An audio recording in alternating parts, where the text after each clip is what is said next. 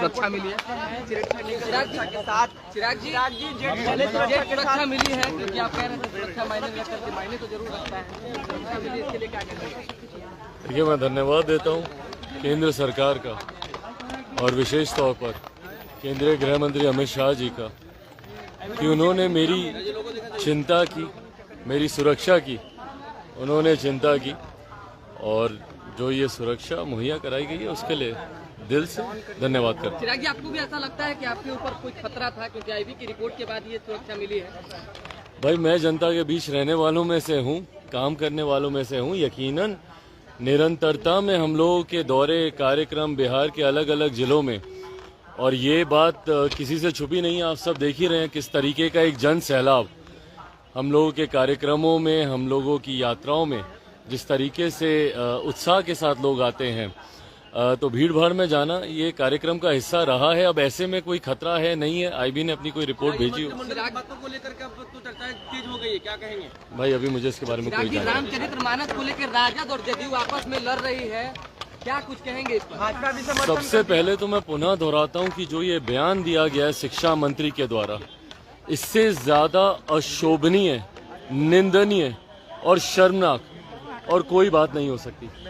एक प्रदेश का शिक्षा मंत्री की ये जिम्मेदारी है कि वो प्रदेश को एकजुट रखने का काम करें। उनकी ये जिम्मेदारी है कि वो छात्रों में एकता का भाव दें।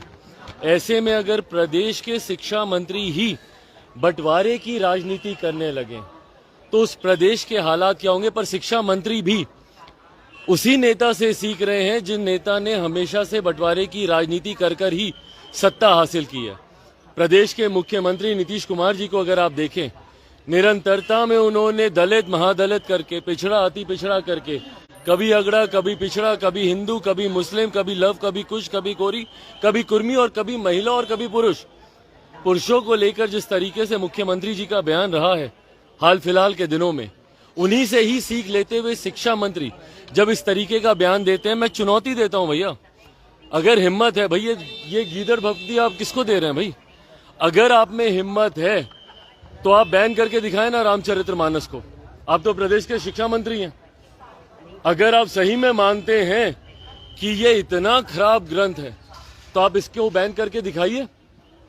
आपके से बोलने से नहीं कुछ होने वाला ना। हिम्मत है तो आप करके दिखाइए, पर आप में हिम्मत नहीं है, आप करेंगे नहीं। आप इस तरीके के बयान से बिहारी में चिंता होनी चाहिए थी सबको बक्सर की। क्या समाधान निकाला? समाधान यात्रा पे निकले ना मुख्यमंत्री जी, क्या समाधान निकाल दिया इन्होंने बक्सर का? क्या वहां का समझौता हो गया, समाधान हो गया? वहां पे किसानों की मांगों को इन्होंने पूरा कर दिया? एक मुख्यमंत्री ऐसे जो कि समाधान निकालना तो दूर, समाधान को, समस्या को और बढ़ाने का काम करते हैं। वहां पर किसानों को जाकर देखिए, कल सुबह हम गए थे वहां पर, किसानों के हालात देखिए बक्सर में। आप उनकी समस्या को तो आप दूर नहीं कर पाए, उल्टा जाकर उनके ऊपर एफआईआर कर कराकर, उनके ऊपर झूठे मुकदमे कर कराकर आप लोगों ने किसानों की समस्या को और वहां पर बढ़ा दिया। और जिस प्रदेश के मुख्यमंत्री के पास तमाम समस्याओं का सिर्फ एक ही समाधान हो, लाठी, लाठी के अलावा कोई और समाधान तो है नहीं। छात्र सड़क पर निकलते हैं तो लाठी चलाते हैं, शिक्षक सड़क पर उतरते हैं तो लाठी चलाते हैं, अभ्यर्थी सड़क पर उतरते हैं तो लाठी चलाते हैं। भाई, जो मुख्यमंत्री खुद हर समस्या की जड़ में हो, वो मुख्यमंत्री प्रदेश का कोई समाधान नहीं निकालेगा। और ऐसे मंत्री जब बयान देते हैं, इसका क्या समाधान निकाला मुख्यमंत्री ने? क्या समाधान निकाला? क्यों नहीं तत्काल प्रभाव से मुख्यमंत्री ने बर्खास्त किया इस मंत्री को? शिक्षा मंत्री को क्यों नहीं हटाया अपने कैबिनेट से?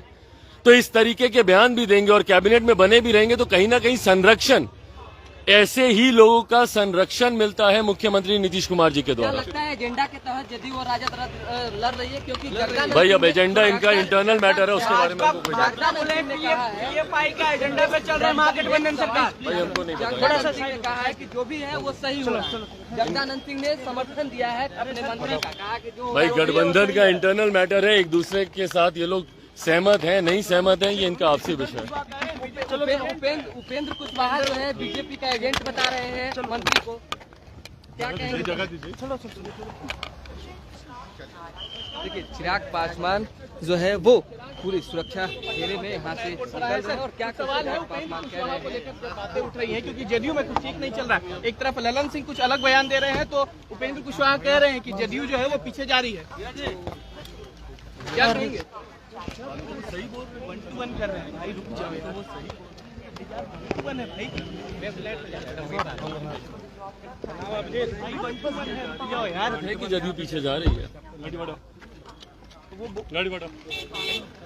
यार करवा के तो पूरी सुरक्षा व्यवस्था के साथ चिराग पासवान का जो काफिला है वो बढ़ रहा है। तो देखिए कि किस तरह से जेट श्रेणी सुरक्षा दी गई है चिराग पासवान को, और सभी जो फोर्स हैं वो चिराग पासवान के साथ यहाँ से निकल रहे हैं। तो हम एक सवाल जो है चिराग पासवान से और लेने की कोशिश करेंगे।